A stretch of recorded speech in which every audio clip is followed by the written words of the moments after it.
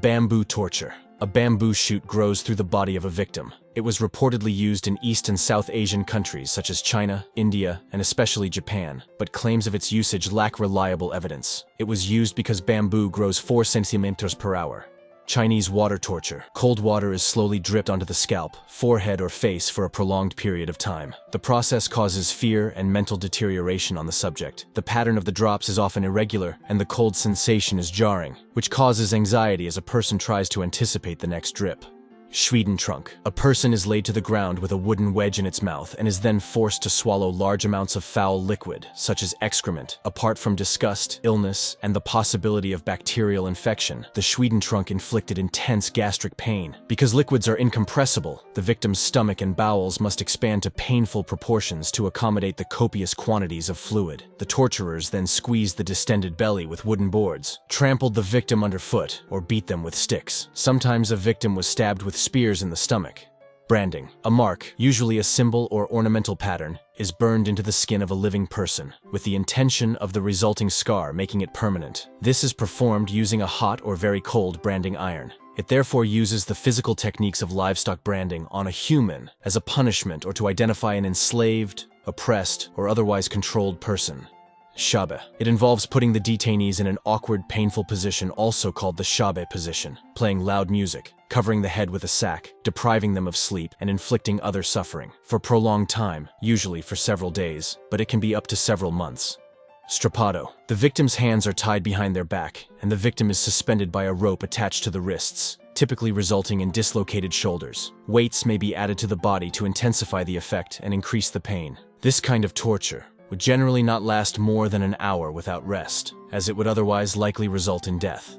Tickle torture. This is the prolonged use of tickling to abuse, dominate, harass, humiliate, or interrogate an individual. While laughter is popularly thought of as a pleasure response, in tickle torture, the one being tickled may laugh whether or not they find the experience pleasant. The tickle torture can cause real physical and mental distress in a victim, which is why it has been used as an interrogation method, or to simply show dominance over another person.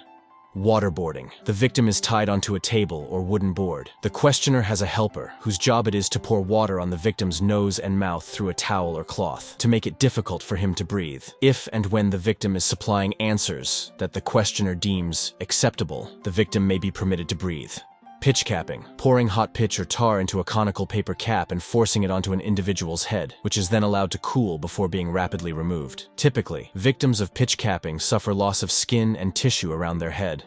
Blood eagle. A person is cut by the ribs from the spine, breaking the victim's ribs so they resembled blood-stained wings, and having their lungs pulled out. Salt was also sometimes sprinkled in the wounds. The torture method was mostly mentioned in Norse saga literature and probably never appeared in reality. Half-hanging. A rope is pulled tightly around the victim's neck and then slackened when the victim becomes unconscious. The victim is revived, and the process repeated, usually inflicted to force information from the victim. Keelhauling. The sailor was tied to a line looped beneath the vessel, thrown overboard on one side of the ship, and dragged under the ship's keel, either from one side of the ship to the other, or the length of the ship. It's a form of punishment and potential execution once meted out to sailors at sea. Scaphism. The victim is being trapped between 2 small boats, one inverted on top of the other, with limbs and heads sticking out, feeding them and smearing them with milk and honey, and allowing them to fester and be devoured by insects and other vermin over time. Sleep deprivation. It's used to disorient abuse victims to help set them up for abusive control. Under one interrogation technique, a subject might be kept awake for several days, and when finally allowed to fall asleep, suddenly awakened and questioned.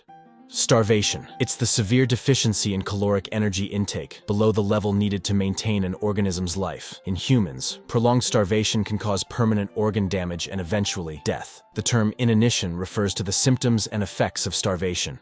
Tarring and feathering. A victim is stripped naked or stripped to the waist, while wood tar, sometimes hot, is either poured or painted onto the person. The victim then either has feathers thrown on them or is rolled around on a pile of feathers so that they stick to the tar. Welcome parade. The welcome parade, also known as health trail or corridor polonaise, is a form of running the gauntlet used to torture new prisoners in some countries. A person walks between 2 rows of people who are equipped with sticks or whips. As the person walks to the end, the person gets hit by every person standing in the row. Birching. A birch rod is a bundle of leafless twigs bound together to form an implement for administering corporal punishment, typically used to strike the recipient's bare buttocks, although occasionally the back and/or shoulders.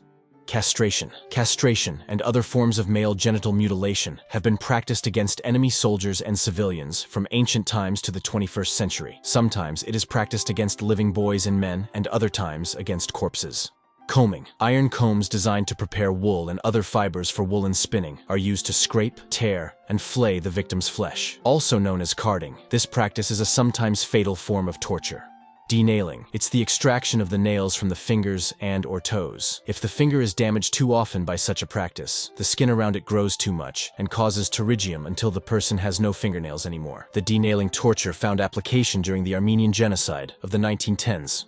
Tearing apart. Dismemberment was carried out in the medieval and early modern era and could be effected, for example, by tying a person's limbs to chains or other restraints, then attaching the restraints to separate movable entities, for example vehicles, and moving them in opposite directions. Depending on the forces supplied by the entities, joints of the hips and shoulders were quickly dislocated, but ultimate severing of the tendons and ligaments in order to fully dismember the limbs would sometimes require assistance with cuts from a blade. Examples of being torn apart are by 4 horses, by 4 ships, by 2 trees, by stones, or simply by a rack. Necklacing. A rubber tire drenched with petrol is forced around a victim's chest and arms and is set on fire. The term necklace originated in the 1980s in black townships of apartheid South Africa, where suspected apartheid collaborators were publicly executed in this fashion. Stoning. A group throws stones at a person until the subject dies from blunt trauma. It has been attested as a form of punishment for grave misdeeds and other things since ancient times, and has been the standard method of punishment since a long time. Stress position. The human body is placed in such a way that a great amount of weight is placed on very few muscles. Standing on the balls of the feet, then squat so that the thighs are parallel to the ground is a great example, as this creates an intense amount of pressure on the legs, leading first to pain and then muscle failure. Humans can be really creative when it comes to being cruel. Don't forget to like and subscribe, and thanks for watching.